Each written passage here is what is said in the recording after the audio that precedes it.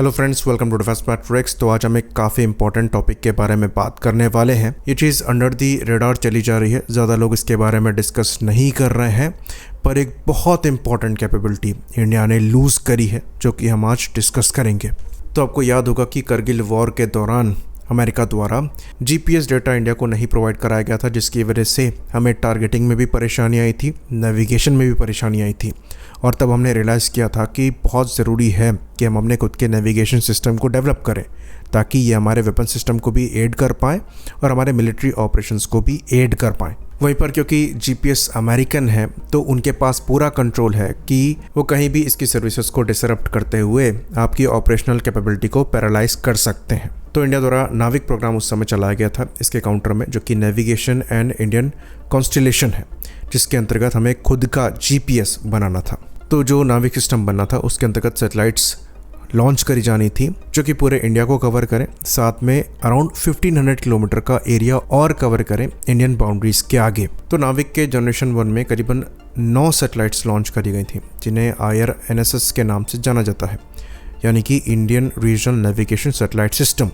इसमें IRNSS 1A, 1B, 1C, 1D, 1E, 1F, 1G, 1H और 1I थी, और ये 2013 से 2018 के बीच में लॉन्च करी गई थी। और इन 9 सैटेलाइट्स में से खाली 8 ही ऑर्बिट में आ पाई थी, और इन 8 में से 5 फेल हो गई थी इनकी एटॉमिक क्लॉक की वजह से। और जो एटॉमिक क्लॉक है ये भी मल्टीपल होती है इन सैटेलाइट्स में, और वो सारी की सारी फेल कर गई थी। ये चीज़ बताई गई कि एटॉमिक क्लॉक्स इम्पोर्टेड थी, इंडियन मेड नहीं थी। तो 8 में से 5 सैटेलाइट आपने लूज़ कर दी, बची आपके पास 3। तो 1A, 1C, 1D, 1E और 1G जो है ये फेल हो गई थी, और ऑपरेशनल खाली थी 1B, 1F और 1I। इसमें से अभी जो 1B है इसने अपनी मिशन लाइफ को एक्सीड कर लिया है। 2016 में ये लॉन्च हुई थी और 2026 में इसके 10 साल पूरे हो गए हैं। वहीं पर 1F के साथ 2 एटॉमिक क्लॉक जो है ये फेल कर गई है, और जो तीसरी और फाइनल एटॉमिक क्लॉक है वो भी इस हफ्ते फेल हो चुकी है। यानी कि आपका जो IRNSS है, यानी कि नाविक है, ये अब ख़त्म हो चुका है, और इसके रिप्लेसमेंट को लेकर जो ऑपरेशन चलाए जा रहे हैं उनका एग्जीक्यूशन टाइमली हुआ भी नहीं है और प्रॉपरली भी नहीं हुआ है। अभी भी यहाँ पर इसरो के शेड्यूल में अगर आप देखेंगे तो चीज़ें सही नहीं दिखेंगी। तो सेकेंड जनरेशन नाविक के रूप में इसरो द्वारा NVS सीरीज़ की सैटेलाइट्स लॉन्च करी जानी थी, जिसके अंतर्गत पहली सैटेलाइट 2023 में लॉन्च हुई थी, जिसे NVS 01 कहा जाता है। तो ये एक सक्सेसफुल लॉन्च था। सैटेलाइट अपने ऑर्बिट में है, लेकिन इसके बाद जो दूसरी सैटेलाइट जानी थी जो कि NVS 02 है, ये अपने ऑर्बिट में नहीं जा पाई थी, जिसको 2025 यानी कि पिछले साल लॉन्च किया गया था। तो ये अपने इनिशियल ऑर्बिट पे स्टिक कर गई है, और इसको इंजन फायर करते हुए ऑर्बिट शिफ्ट करना था, पर इसका इंजन फायर हो नहीं पाया और ये उसी ऑर्बिट में फंस के रह गई है। वहीं पर बाकी सैटेलाइट्स जो लॉन्च करी जानी है उनके शेड्यूल का अता पता नहीं है। NVS 03 का लॉन्च किया जाना है, कहा जा रहा है कि इस साल किया जाएगा।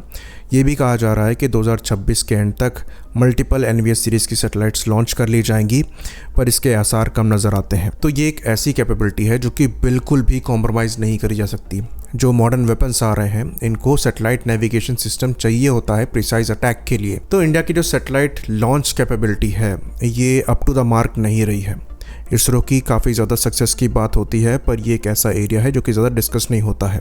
तो जब बात मिलिट्री सैटेलाइट्स की आती है तो उसमें हमें सक्सेस जो है वो बहुत ज़्यादा नहीं मिली है। यहाँ पर खाली हम नाविक की बात नहीं कर रहे हैं, अभी मल्टीपल फेलियर्स हुए हैं इंडिया की स्पाई सैटेलाइट लॉन्चेस में।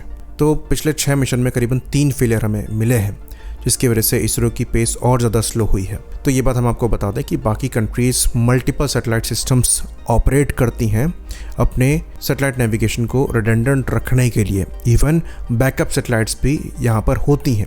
चाइना द्वारा खुद 35 सैटेलाइट इस्तेमाल करी जाती हैं अपने बाइडू को ऑपरेशनल रखने के लिए, जिसमें से एक बार में खाली 30 सैटेलाइट इस्तेमाल होती हैं, यानी कि 5 जो है इनकी बैकअप में है। तो जितना ये कंट्रीज़ बैकअप में लेकर चल रही हैं उतना हमारे ऑपरेशनल भी नहीं है। बाकी US की बात तो अलग है, इनकी भी एटलीस्ट 30 सैटेलाइट एक ऑर्बिट में किसी भी गिवन टाइम में रहती हैं। तो ये बहुत डिसअपॉइंटिंग है, और होपफुली हम यहाँ पर चीज़ों को इम्प्रूव करें। ये बहुत क्रूशल कैपेबिलिटी हम लूज़ नहीं कर सकते।